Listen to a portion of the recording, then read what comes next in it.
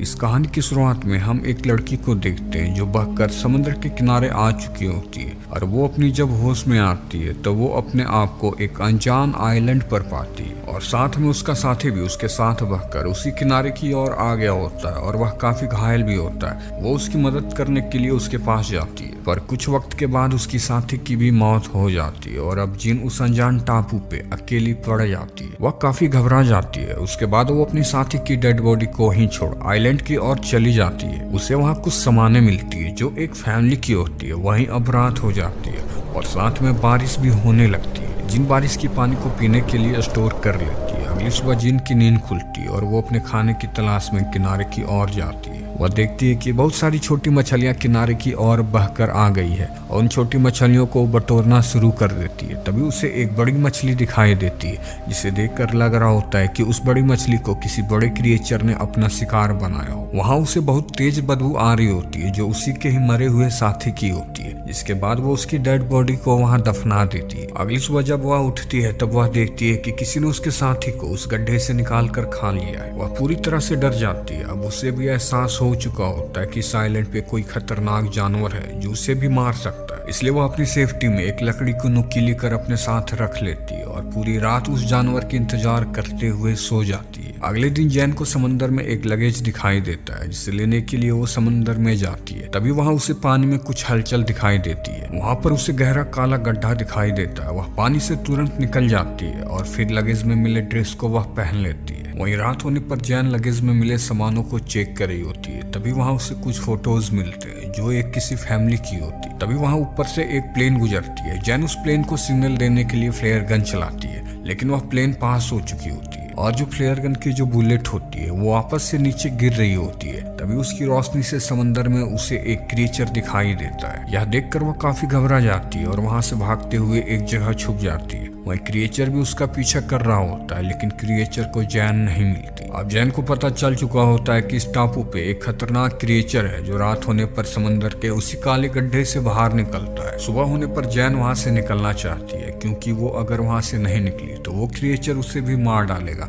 इसलिए वो अपने सूटकेस को एक रॉफ्ट की तरह यूज करना चाहती है ताकि वो इस टापू से निकल सके लेकिन इसका कोई भी फायदा नहीं होता। अब वो रात गुजारने के लिए अपने लिए एक सेफ जगह ढूंढ रही होती है। तभी उसे गिरा हुआ सूखा पेड़ दिखता है जो अंदर से बहुत ही खोखला होता है। वहीं अब रात हो जाती है। जैन उसी खोखले पेड़ के अंदर सो रही होती है। तभी उसे कुछ आवाजें सुनाई देती है जो उसी क्रिएचर की होती है और वो क्रिएचर ठीक उसी खोखले पेड़ के पास होता है। असल में उसे पता चल चुका होता है कि जैन उसी खोखले पेड़ के अंदर छुपी हुई है। क्रिएचर उस सूखी पेड़ पर कई हमले करता है लेकिन उसकी मजबूत लकड़ी होने के कारण वह टूटता नहीं है। इसलिए जैन अभी भी सेफ होती है और आज की रात भी जैन खौफ में बिताती है। अगली सुबह वह क्रिएचर से बचने के लिए समुद्र से एक बड़ी मछली को पकड़ लेती है ताकि रात होने पर जब वह क्रिएचर आए तो उस मछली को खाकर यहाँ से चला जाए और होता भी ऐसा ही है। अगली सुबह जब वह सोकर उठती है तब वह देखती है कि जो मछली उसने लटकाया हुआ होता है उसे क्रिएचर ने खा लिया होता है। उसके बाद जैन को समुद्र में एक बहता हुआ लाश मिलता है जिसकी कंडीशन बहुत ही खराब होती है। वह लाश पानी में पूरी तरह से गल चुकी होती है और साथ में उस लाश के नीचे का भी हिस्सा गायब होता है। जिन उस लाश को भी उसी तरह एक पेड़ से बांध कर लटका देती है और रात होने पर वही क्रिएचर वहां आता है और उस लाश को खा लेता है। इस बीच जैन भी उस क्रिएचर को छुप कर देख रही होती है। अगले दिन वह अपने सोने के लिए एक ऊंची जगह तलाश करती है। पिछली रात क्योंकि उसने उस क्रिएचर की हाइट देख ली होती है और अब उस क्रिएचर से बचने के लिए वह पेड़ों की ऊंचाई पर अपने सोने का इंतजाम कर लेती है ताकि वो क्रिएचर उस तक पहुंच ना सके। वहीं अब रात हो जाती है। जैन उसी जगह पर सो रही होती है। तभी वहां वो क्रिएचर आ जाता है और उस पेड़ को जोर से हिलाने लगता है जिस वजह से जैन नीचे गिर जाती है और अपनी जान बचाने के लिए वहां से भागती है लेकिन तेज रफ्तार होने के कारण क्रिएचर उसके सामने आ जाता है। जैन के हाथों में वही नुकीली लकड़ी होती है जिसे वो क्रिएचर को मारने के लिए बनाई होती है।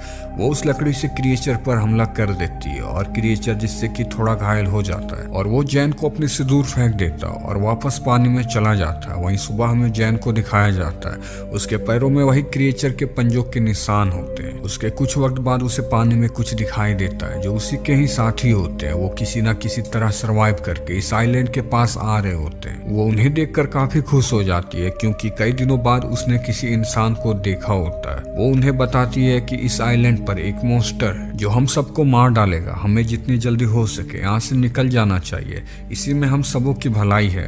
पर उसकी इन बातों पर उसके साथी यकीन नहीं करते। वे समझते हैं कि शायद इतने दिनों अकेली होने के कारण इसकी दिमाग अनस्टेबल हो चुकी हो और कई दिन समंदर में गुजारने के बाद इन्हें एक आइलैंड मिला होता है, इसलिए वो इस आइलैंड को भी छोड़कर जाना नहीं चाहते। जैन अब समझ चुकी होती है कि अगर उसे वहां से निकलना है तो इनसे बचकर निकलना होगा। जैन उनके रॉफ्ट से निकल रही होती है, तभी उनकी नजर जैन पर पड़ जाती है और वो जैन को पकड़कर रस्सियों से बांध देते हैं ताकि जैन वहां से भाग ना जाए। वहीं अब रात हो जाती है। जैन लूकस और मिया से अपने हाथों को खोलने को कहती है, पर वे दोनों ऐसा करने से इनकार कर देते हैं। इधर जब मिया टहल रही होती है तभी वो क्रिएचर उस पर हमला कर देता है और उसकी आवाज सुनकर लूकस उसकी मदद करने के लिए उसकी तरफ जाता है और उसे बचाने की कोशिश करता है, पर क्रिएचर मिया को खींचता हुआ पानी में ले जाता है। और अब लूकस को जैन की बातों पर विश्वास हो चुका होता है। सुबह होते ही वे वहां से निकलना चाहते हैं, इसलिए वे अपने साथ कुछ खाने के सामान को ले लेते हैं और दोनों राफ्ट से वहां से निकल पड़ते हैं। तभी जैन कुछ नोटिस करती है कि उसके राफ्ट में बहुत सारे खून के निशान हैं,